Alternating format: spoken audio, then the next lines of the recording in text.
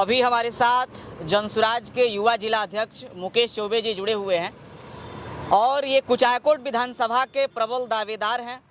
हम इनसे जानेंगे कि कुचायकोट विधानसभा में ये दावेदार हैं, तो कुचायकोट विधानसभा को लेकर के इनका विजन क्या है और पूरा प्रदेश में जिस तरह से प्रशांत किशोर जी बात कर रहे हैं, क्या वाकई में प्रशांत किशोर जी जो बातें कह रहे हैं उन बातों पर खरे उतरेंगे। और अगर मुकेश चौबे जी को कुचायकोट विधानसभा का बागडोर मिलता है तो कुचायकोट विधानसभा के जनता के लिए क्या करेंगे, इनसे हम जानेंगे। बहुत बहुत स्वागत है सर आपका। जी धन्यवाद, शुक्रिया आपको। सर सवाल सबसे पहला ये रहा कि आप जनसुराज से हैं और युवा जिला अध्यक्ष हैं और कुचायकोट विधानसभा के प्रबल दावेदार भी हैं। दावेदार में और होने में बहुत अंतर है। बिल्कुल सही बात। आपको क्या लगता है कि पार्टी आपको कुचायकोट विधानसभा की बागडोर संभालने का मौका देगी? ये तो देखिए संगठन का विषय है। संगठन जिसको चाहे वही उम्मीदवार बनेगा। मैं भी हो सकता हूँ और भी हमारे नेता हैं उनमें से भी हो सकते हैं, लेकिन एक बात तो फिक्स है कि जो भी जनसुराज का उम्मीदवार होगा सभी नेता एकजुट होकर के मजबूती के साथ लगे रहेंगे, चाहे उम्मीदवार कोई भी हो। जनसुराज का हर एक कार्यकर्ता मजबूती के साथ कार्य करेगा और एकत्रित होकर के संगठित होकर के कार्य करेंगे।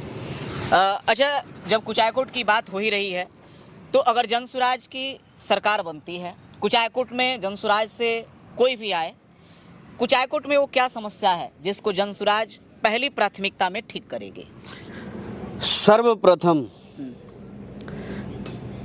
जनसुराज की सरकार बनते ही शराबबंदी कानून हटा दिया जाएगा। सबसे पहले शराबबंदी कानून हटा दिया सर्वप्रथम।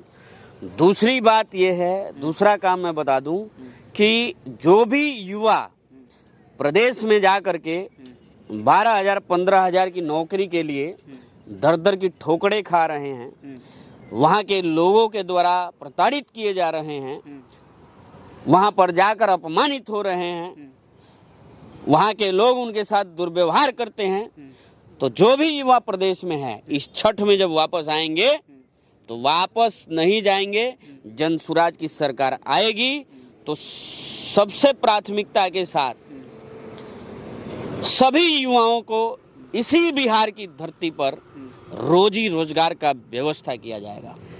आप कैसे कह सकते हैं, जिस तरह से जनसंख्या है बिहार में, जिस तरह से युवाओं की संख्या है, आप कह रहे हैं कि तुरंत छठ के बाद रोजी रोजगार का व्यवस्था हो जाएगा? जो सरकार 25 सालों से है, लगातार कई दशकों से है, वो सरकार नहीं व्यवस्था कर पाई, जनसुराज इस व्यवस्था को कैसे कर पाएगा? इतने सारे लोगों को रोजगार की व्यवस्था कैसे कर पाएगा? देखिए यही तो बात है कि जो सत्ता में लोग बैठे हैं अभी तक नहीं कर पाए, तभी तो जनसुराज आया है। तभी तो जनसुराज आएगा और निश्चित रूप से प्राथमिकता के साथ बेरोजगारी दूर करेंगे और सभी युवाओं को यहीं पर रोजगार दिया जाएगा। किस तरीके से दिया जाएगा यह मैं आपको बता देता हूँ। देखिए जितने भी लोग प्रदेश में गए हैं रोजी रोजगार के चक्कर में, मुझे बताइए क्या सब लोग वहाँ जाकर के सरकारी नौकरी करते हैं क्या? बिल्कुल नहीं। नहीं ना।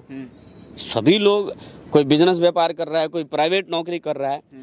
अब मुझे बताइए कि किसी भी प्रदेश का, भारत में किसी भी स्टेट का मुख्यमंत्री अगर किसी बड़े पूंजीपति को, किसी व्यापारी को बोले कि आप हमारे यहाँ आइए और आप फैक्ट्री लगवाइए, तो कौन सा ऐसा व्यापारी है, पूंजीपति है जो एक मुख्यमंत्री का बात टाल देगा?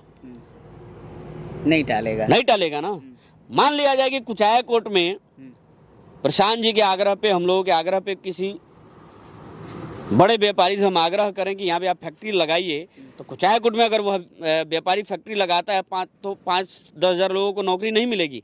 ऐसे ऐसे बहुत पूंजीपति हैं बिहार के लोग जो बाहर जाकर के बिजनेस व्यापार करते हैं। अभी रोजगार, उनको दिक्कत क्या है? देखिए रोजगार यहाँ पे उत्पन्न क्यों नहीं होता है? दिक्कत ये है कि सिस्टम ठीक नहीं है यहाँ का। सिस्टम ठीक नहीं है, प्रशासन का व्यवस्था ठीक नहीं है यहाँ पे। आज अगर मैं यहाँ पे कोई रोजी रोजगार का व्यवस्था शुरू करूँ, कोई फैक्ट्री शुरू करूँ, तो आपको पता है कि 10 लोग आ जाएंगे वसूली करने के लिए। वसूली, आप सबसे बड़ी बात कर रहे हैं कि आज भी बिहार में वसूली होता है। बहुत लोग इस समस्या से पीड़ित हैं। जितने बिजनेस व्यापार करने वाले लोग हैं, दावे के साथ कह रहे हैं, दावे के साथ, वो आप पूछ लीजिएगा लोग बताएंगे। बहुत ऐसे बिजनेस व्यापारी हैं कि डरते हैं यहाँ पे अपना कारोबार लगाने में। तो उनको जब तक एक व्यवस्था नहीं दी जाएगी बढ़िया, तब तक वो समझिए निडर होकर के यहाँ काम नहीं कर पाएगा। और यह काम एक अच्छी सरकार जब आएगी तो वही कर सकती है।